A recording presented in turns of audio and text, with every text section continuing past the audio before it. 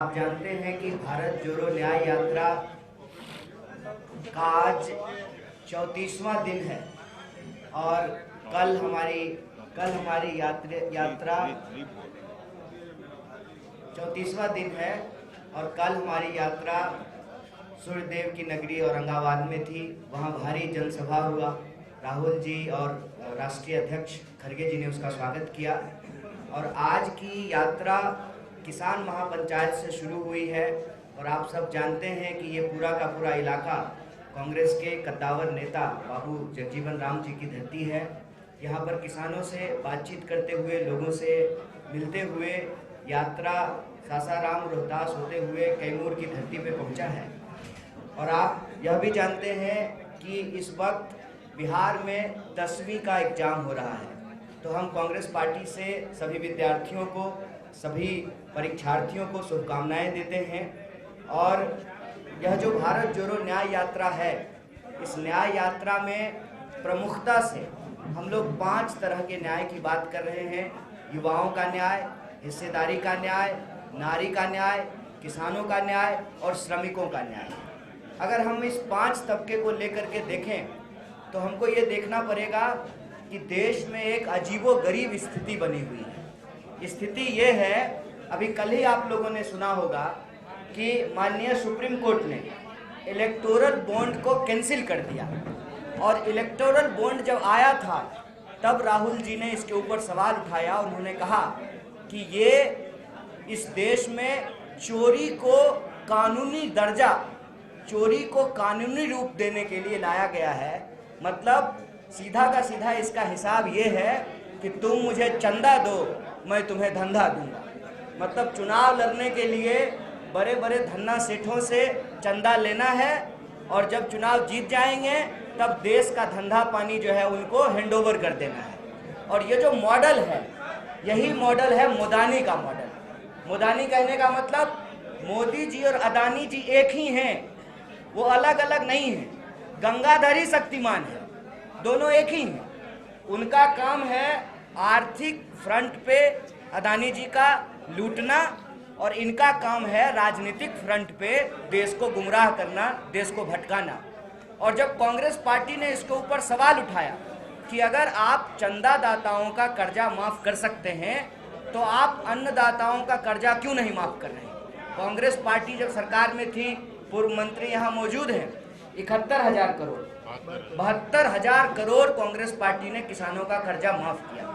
और आज जब किसान एमएसपी की मांग कर रहे हैं, जो वादा किया था सरकार के साथ, जो किसान आंदोलन हो रहा था, सरकार के साथ समझौता हुआ, सरकार ने वादा किया कि हम एमएसपी को कानूनी दर्जा देंगे।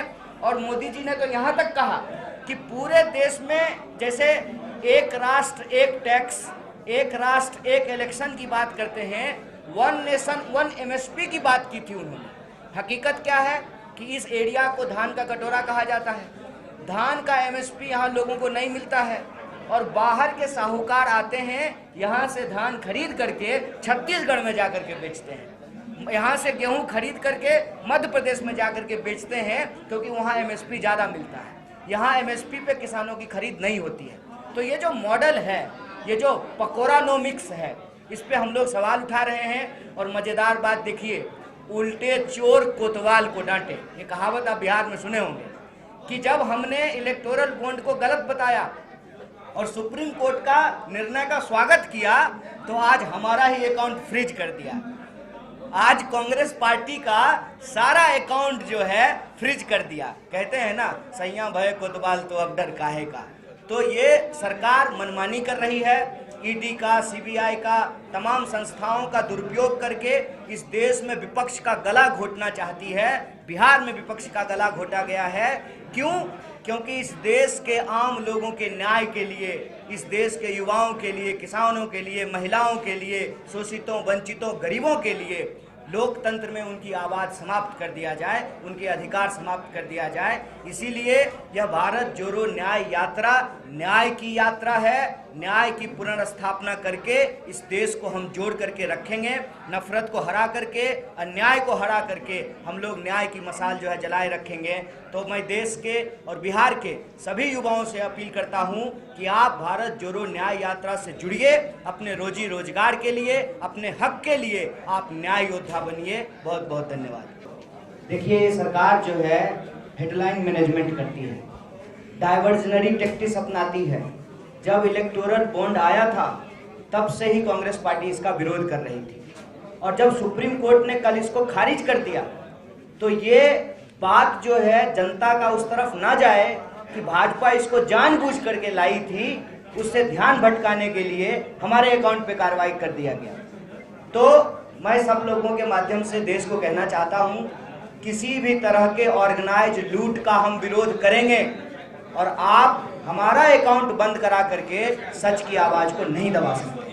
देखिए, एक बात स्पष्ट जान लीजिए, कांग्रेस पार्टी किसी भी धर्म का विरोध नहीं करती है। हम सब सर्वधर्म समभाव में भरोसा करते हैं, और इसीलिए संविधान में एक बात लिखी हुई प्रस्तावना में सभी नागरिकों को धर्म और उपासना की स्वतंत्रता है। तो किसी धर्म का विरोध करने का तो सवाल ही नहीं है।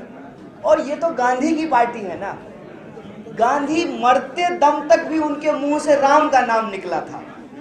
हम नाथूराम का विरोध करते हैं, राम जी का विरोध नहीं करते। ये बात बार बार गलत तरीके से प्रचारित की जा रही है।